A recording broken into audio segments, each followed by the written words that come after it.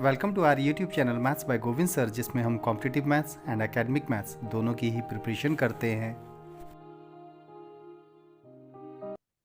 आज हम सिंप्लीफिकेशन में एक स्पेसिफिक टाइप के क्वेश्चंस को डिस्कस करने वाले हैं, डेट इज रूट फॉर्मेट और स्क्वायर फॉर्मेट और सिमिलर टाइप ऑफ डेटा के रिगार्डिंग हम स्टडी करने वाले।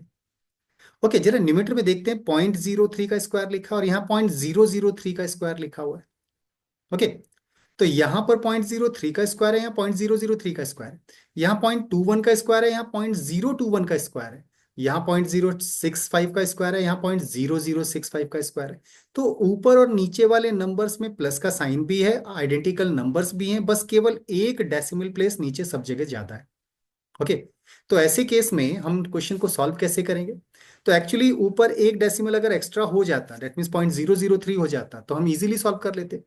अब वो 003 कैसे हो सकता है? 0.03 तो हमारे पास ऑलरेडी है। अगर हम इसको 10 से डिवाइड कर दें तो ये नंबर 0.003 में कन्वर्ट हो जाएगा। अगर हमने 10 से डिवाइड किया तो 10 से मल्टीप्लाई भी कर देते हैं, तो इससे नंबर पर भी कोई फर्क नहीं पड़ेगा। तो डेट मीन्स 0.03 को हम ऐसा लिख सकते हैं।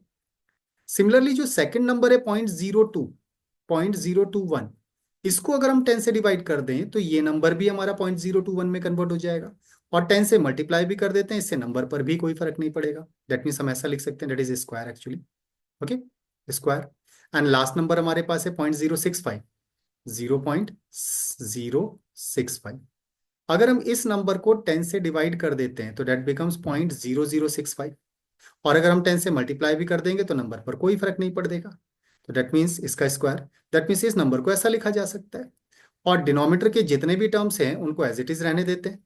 ओके, तो डिनोमिनेटर के टर्म में हम कोई चेंजेस नहीं कर रहे हैं। आई होप समझ में आ रहा होगा। तो डिनोमिनेटर में जब हम कोई चेंज नहीं कर रहे हैं तो डिनोमिनेटर के टर्म में 0.003 का स्क्वायर आएगा।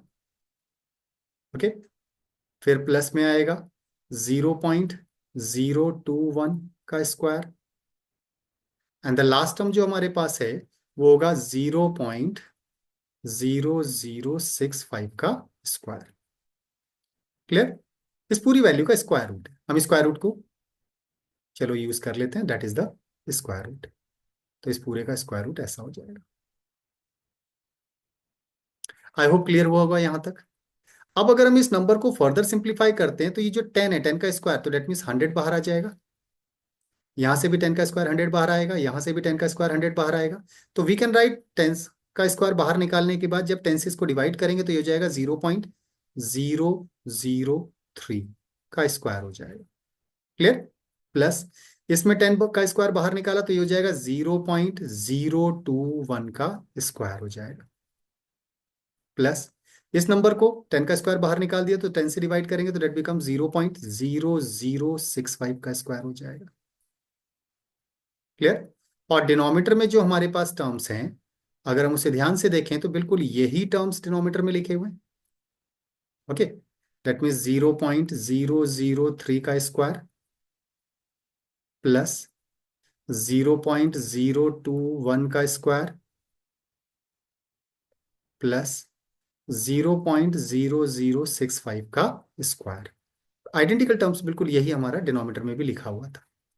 ओके, और इस पूरी वैल्यू का स्क्वायर रूट है क्वेश्चन के अकॉर्डिंग, दैट इज ओके। तो ये जो टर्म आइडेंटिकल है ये तो एलिमिनेट हो जाएंगे ना।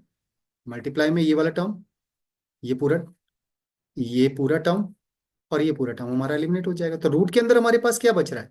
100, और 100 का स्क्वायर रूट कितना हो जाएगा? That would be 10। So answer should be 10। I hope clear हुआ होगा। आंसर हमारा 10 हो जाएगा। क्लियर है? नेक्स्ट क्वेश्चन सिमिलर टाइप का हमारे पास है। 6.1.61, 61.1, 6.11। ओके, 611.1 तो 61.11। तो इसमें क्या हो रहा है, यहाँ डेसिमल का एक प्लेस कम है, यहाँ डेसिमल का एक प्लेस ज्यादा है। इसका मतलब अगर हम इसे 10 से डिवाइड कर दें तो इस फॉर्मेट में कन्वर्ट हो जाएगा, 10 से इसको डिवाइड कर दे तो ये इस फॉर्म में कन्वर्ट हो जाएगा, 10 से इसे डिवाइड करेंगे तो इस फॉर्म में कन्वर्ट हो जाएगा। आई होप क्लियर हो रहा होगा। तो डेट मीन्स अगर हम 6.1 को 10 से डिवाइड करते हैं तो डेट वुड बी 0.61, तो 10 से मल्टीप्लाई भी कर लेते हैं, इसका स्क्वायर लिख सकते हैं। प्लस सिमिलरली 61.1 को अगर हम 10 से डिवाइड करते हैं तो ये नंबर 6.11 हो जाएगा और 10 से मल्टीप्लाई भी कर देते हैं, इसका स्क्वायर लिखा जा सकता है।